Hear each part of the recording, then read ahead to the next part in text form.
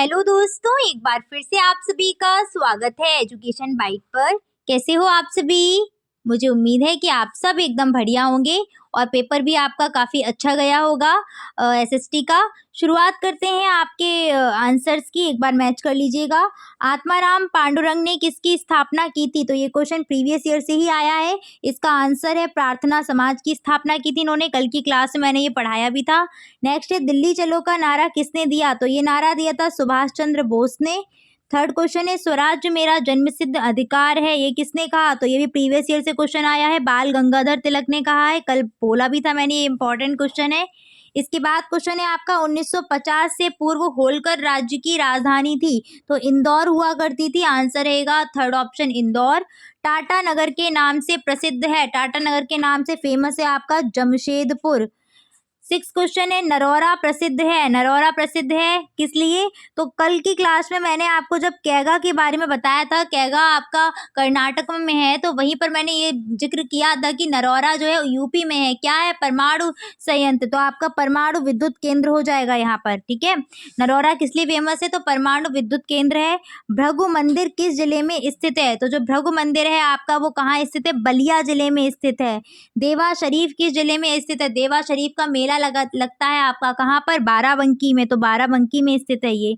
चौरी चौरा कांड कहाँ हुआ था? तो भाई प्रीवियस ईयर से क्वेश्चन आया है, गोरखपुर में हुआ था चौरी चौरा कांड।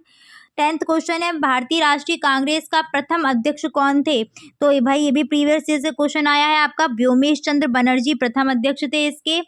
नेक्स्ट है फॉरवर्ड ब्लॉक का गठन किसने किया? प्रीवियस ईयर से क्वेश्चन ये भी फंस गया, सुभाष चंद्र बोस थे जिन्होंने फॉरवर्ड ब्लॉक का गठन किया हुआ था। उत्तर प्रदेश में कितने मंडल हैं? प्रीवियस ईयर क्वेश्चन से ही आया है, 18 मंडल हैं उत्तर प्रदेश में। भारत में हरित क्रांति के जनक किसे कहा जाता है? प्रीवियस ईयर पेपर से क्वेश्चन ये भी फंस गया, डॉक्टर एम.एस. स्वामीनाथन को ही कहा जाता है। ये तीनों क्वेश्चन कल पढ़ाए थे मैंने। यूरेनियम उत्तर प्रदेश के किस जिले में पाया जाता है? तो यूरेनियम ललितपुर में पाया जाता है। आंसर रहेगा सेकेंड ऑप्शन। बुक्सा जनजाति उत्तर प्रदेश के किस जनपद में निवास करती है? बिजनौर में निवास करती, तो आंसर रहेगा third option Bijnor. Next question आते हैं आपके 16 क्वेश्चन पर। 1857 की क्रांति की शुरुआत कहाँ से हुई थी? तो 1857 की क्रांति जो शुरू हुई थी कहाँ से हुई थी? मेरठ से शुरू हुई थी। तो मेरठ आपको यहाँ लिखना था, कब हुई थी? तो 10 मई 1857 में ये शुरू हो गई थी। ठीक है, 31 मई इसके लिए डेट निर्धारित करी गई थी। नेक्स्ट आपका अगला प्रश्न है कि वेदों की ओर लौटो ये नारा किसने दिया था? तो वेदों की ओर लौटने का नारा दिया था स्वामी दयानंद सरस्वती ने। तो इसका आंसर हो जाएगा स्वामी दयानंद सरस्वती, सरस्वती, सरस्वती। सही लिखा है, हाँ।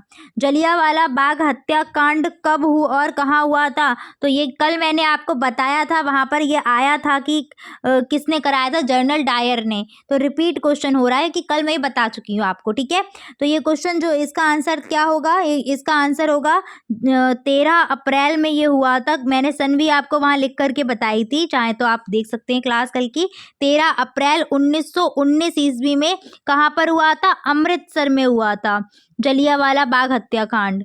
अमृतसर, जनरल डायर ने करवाया था ये। ठीक है, ऑब्जेक्टिव में क्वेश्चन जनरल डायर वाला ऑप्शन था, तो वहाँ पर मैंने ये आपको ही बताया था। गांधी जी ने असहयोग आंदोलन किस वर्ष प्रारंभ किया? असहयोग आंदोलन कल ये मैंने बताया भी था, 1920 ईस्वी में शुरू किया था असहयोग आंदोलन। इसके बाद आते हैं भारत छोड़ो आंदोलन का आरंभ कहाँ से हुआ? तो भारत छोड़ो आंदोलन का जो आरंभ है वो गांधी जी ने अखिल भारतीय राष्ट्रीय जो कांग्रेस समिति थी ना, उसके मुंबई अधिवेशन से किया था। तो आपका ये आंसर हो जाएगा। उत्तर प्रदेश में लोकसभा व राज्यसभा की सीटें कितनी हैं? तो यूपी में लोकसभा की सीट कितनी है? 80 है शायद। यूपी में लोकसभा की सीट है कितनी? 80, और राज्यसभा की सीट है 31।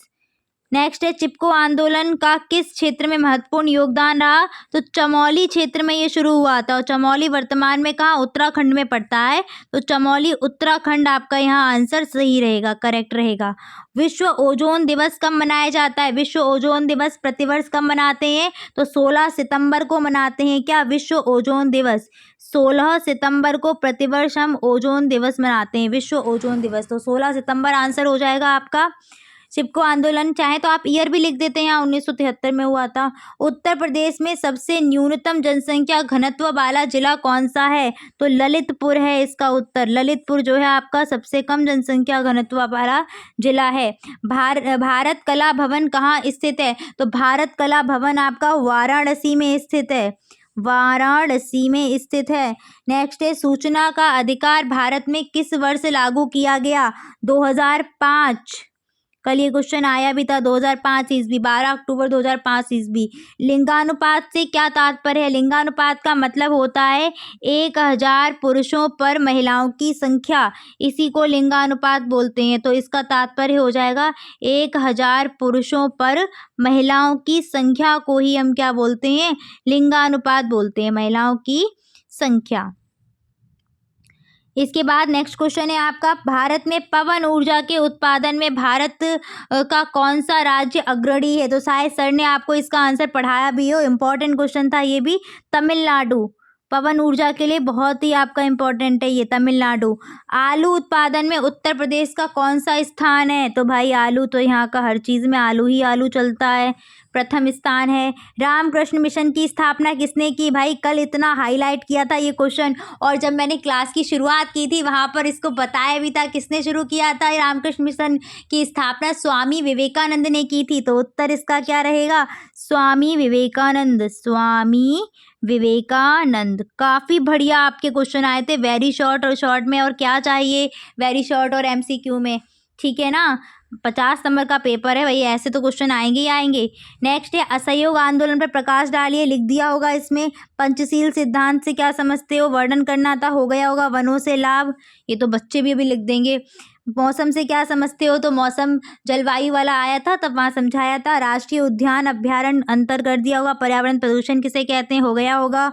विविधता में एकता का अभिप्राय, ये भी कर दिया। उत्तर प्रदेश की खनिज संपदा, ये भी सही था क्वेश्चन। बेरोजगारी को परिभाषित करें, तो भाई ये तो सब कर सकते थे। मध्याह्न भोजन कार्यक्रम के प्रमुख उद्देश्य, तो पहला उद्देश्य तो यही था कि बच्चों का नामांकन बढ़ाना और ठहराव को सुनिश्चित करना। तो ये पेपर बहुत बढ़िया आया था, पेपर बहुत बढ़िया रहे।